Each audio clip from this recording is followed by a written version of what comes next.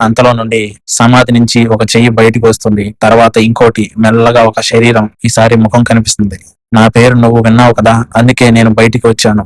వీడియోని స్కిప్ చేయకుండా చూడండి. స్టోరీ చూసే కొద్దీ మీకు చాలా ఇంట్రెస్ట్ వస్తుంది. ఈ కథ వింటున్న నువ్వు ఇప్పటి వరకు చనిపోయిన వాళ్ళ పేర్లు గుర్తు తెచ్చుకున్నావా?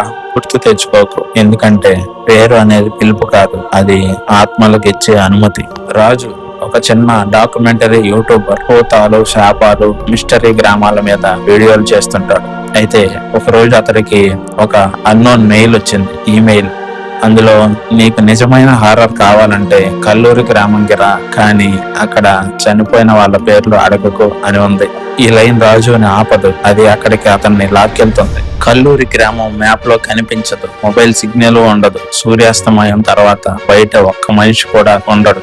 రాజు అడుగు పెడతాడు. మొదటి వింత, ఇంటి ముందు పేరు పలకరు. అమ్మమ్మలు, తాతలు కూడా ఇలా మాట్లాడతారు. వాడు చనిపోయాడు, కానీ పేరు చెప్పొద్దు బాబు. అక్కడ రాజు ఒక పాత ఇంట్లో ఉంటాడు. రాత్రి టైం 11:30. బయట ఎవరో ఏడుస్తున్న శబ్దం. నా పేరు చెప్పు, నా పేరు చెప్పు అని ఒక వాయిస్. రాజు తలుపులు తెరుస్తాడు. ఎవ్వరూ లేరు, కానీ నేల మీద ఒక రాయి, దానిపై ఒక పేరు చెక్కి ఉంది. సుబ్బయ్య. రాజు నవ్వుతూ సుబ్బయ్య ఏదో ఊరిపెద్దేమో అనుకుంటాడు. ఆ క్షణమే గాలి ఒక్కసారిగా ఆగిపోతుంది. ఇంట్లో లైట్స్ అన్ని ఆఫ్ అయిపోతాయి. వెనక నుండి ఒక శ్వాస శబ్దం. నువ్వు నా పేరు పిలిచావు. రాజు తిరిగి చూశాడు. వెనుక భయంకరమైన రూపం. సగం కాలిన ముఖం, కళ్ళు లేవు, నోరు మాత్రమే కదులుతుంది. ఇప్పుడే కాదు, ప్రతి రాత్రి నేను నీ దగ్గరికి వస్తాను అని ఆ ఆత్మ చెప్తోంది. ఆత్మ అదృశ్యమవుతుంది. రాజు షాక్ లో ఉన్నాడు. ఇది వీడియో కోసం కాదు, ఇది నిజం. కల్లూరు గ్రామంలో చనిపోయిన వాళ్ళు చచ్చిపోలేదు, వాళ్ళ పేర్లు మాత్రమే బతుకున్నాయి. రాజు ఒక పేరు పిలిచాడు, ఒక ఆత్మ లేచింది. కానీ ఇప్పుడు నేల మీద 3 పేర్లు ఉన్నాయి. రాత్రి సమయం 12:12 అవుతుంది. రాజు ఆ 3 పేర్లను చూస్తూ నిలబడిపోయాడు. అవి ఎవరి పేర్లు? ఎందుకు ఇప్పుడు ఇక్కడ ఉన్నాయి? ఇంతలో బయట అడుగుల శబ్దం. తలుపులు తెరుస్తాడు. బయట ఒక ముసలాయన. బాబు, నువ్వు మొదటి పేరు పలికేసావు కదా అని అడిగాడు. రాజు, అవును.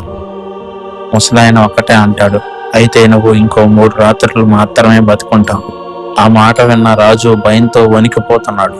రాజు భయంతో అడుగుతాడు, ఏమిటిది, ఎందుకు ఇలా అని. ముసలాయన ఎలా చెప్తాడు, ఈ ఊర్లో ఎవరైనా చనిపోయాక వాళ్ళ పేర్లు ఎవరైనా పలికితే ఆ ఆత్మ మళ్ళీ లేచొస్తుంది.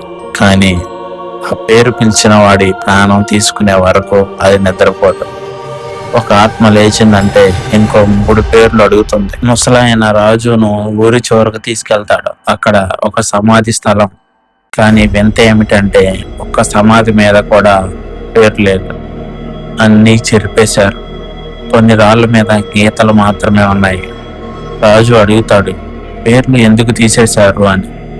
ముసలాయన వణుకుతూ చెప్తాడు, పేరు ఉంటే ఆత్మకి దారి ఉంటుంది బాబు అని. అక్కడ ఒక సమాధి దగ్గర రక్తపు మరకలు. ఏంటి అది అని రాజు అడగగానే ముసలాయన, ఇది నిన్న రాత్రే నీకు ముందు ఇంకొకడు వచ్చాడు, అతడు ఒక పేరు పలికాడు. రాజు షాక్. అతడు ఎక్కడా అని అడిగితే ముసలాయన నేల వైపు చూపిస్తాడు. ఇక్కడే పడుకున్నాడు అంటాడు.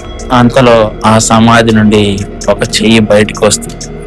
తర్వాత ఇంకోటి, మెల్లగా ఒక శరీరం. ఈసారి ముఖం కనిపిస్తుంది. నా పేరు నువ్వు విన్నావు కదా అని ఒక వాయిస్. రాజు అరుస్తాడు, లేదు, నేను పలకలేదు అంటాడు. ఆత్మ నవ్వుతుంది. పలకకపోయినా పేరు తెలిసినంత మాత్రాన చాలు అంటుంది. ఆత్మ రాజు వైపు చూస్తూ అంటుంది, ఇప్పుడు నీ పేరు మాకు తెలుసు. రాజు ఇప్పటిదాకా ఆ ముసలాయన మొహం చూస్తూనే మాట్లాడాడు. ఒక్కసారిగా కిందకు చూసిన రాజుకి ఒన్నులో వెనుక పుట్టింది. ఆ ముసలాయన కాళ్ళు వెనక్కి తిరిగి ఉన్నాయి. అవి కూడా అస్థి పంజరం మాత్రమే.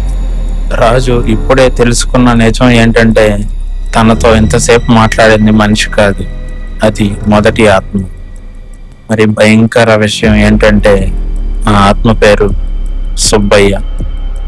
రాజు అక్కడి నుంచి ఎలాగైనా తప్పించుకోవాలని వెనక్కి తిరిగి చూడగానే అక్కడ ఒక రాయి మీద రాజు పేరుంటుంది. వెనక నుంచి సుబ్బయ్య వాయిస్, నువ్వు చచ్చి చాలాసేపు అయింది నాయనా, ఇక నువ్వు చేయాల్సింది నీ పేరు ఎవరు చదువుతారో అని ఎదురు చూడటమే.